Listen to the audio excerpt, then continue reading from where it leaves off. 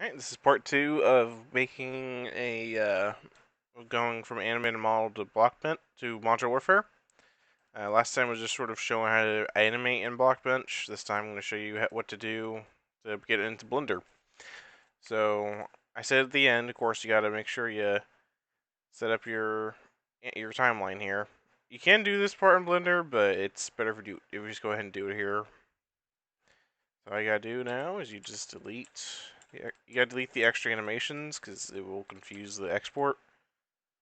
Then you just do your animation file. Export is GLTF. I already exported it earlier because I'm recording this. Make sure you save your texture, by the way. Make sure you. This is very important. Make sure you save it.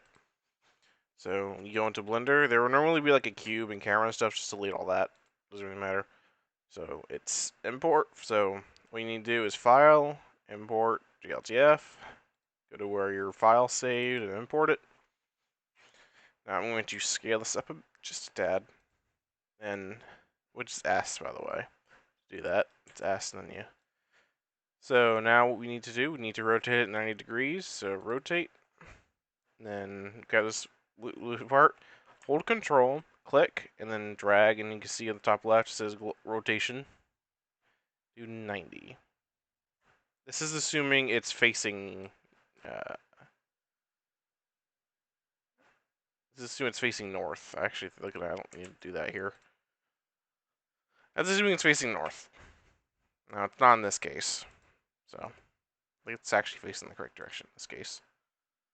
So now we're going to do, so you need to, so right now, so we need to group all of the pieces together, all the cubes. And they all get converted to meshes when you export them.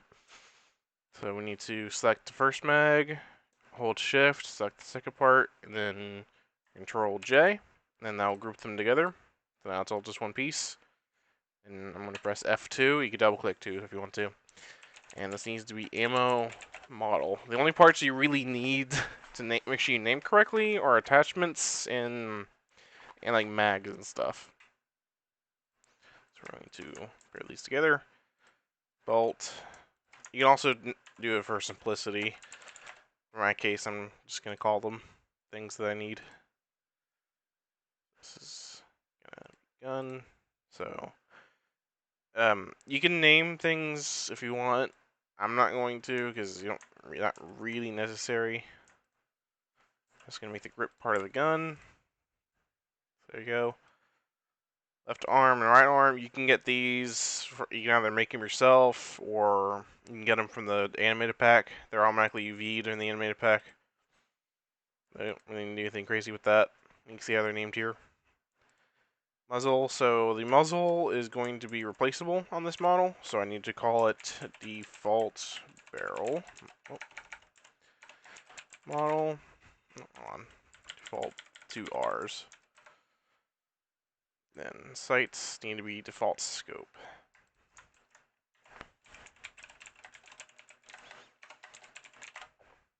There we go. Stock. Together. And there we go. The gun's now one piece. Now, this is only specific if you're texturing and everything in a Blockbench. Obviously, this is what this video is for.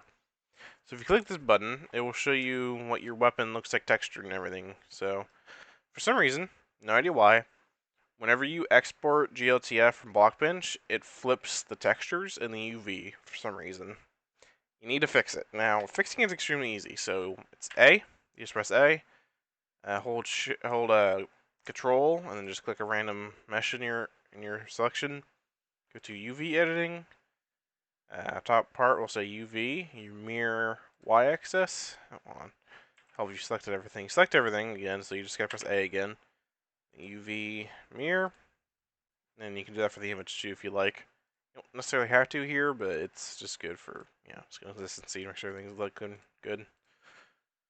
So there you go. This model is now ready. You can include a flash model. I forget to a lot, but it's literally as simple as just putting it in front of the barrel. This is a shorter video, just because this isn't really a ton you have to do in Blender. Luckily, fairly simple. So yeah, if you, I'm probably gonna be doing an export. We're showing you how to set up the render file and everything. Another thing is make sure while you're here, make sure all your animations are looking good. Like if anything's snappy like that, you can change interpolation to linear, and it'll make it not look as weird.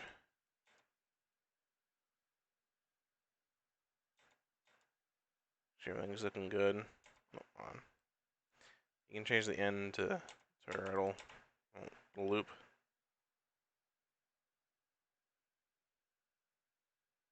Things looking good. Alright. So I'll be making another part showing what you do from here. A different date. Take care. If you have any questions, make sure you join Derelict, and I will answer any questions you need. Alright.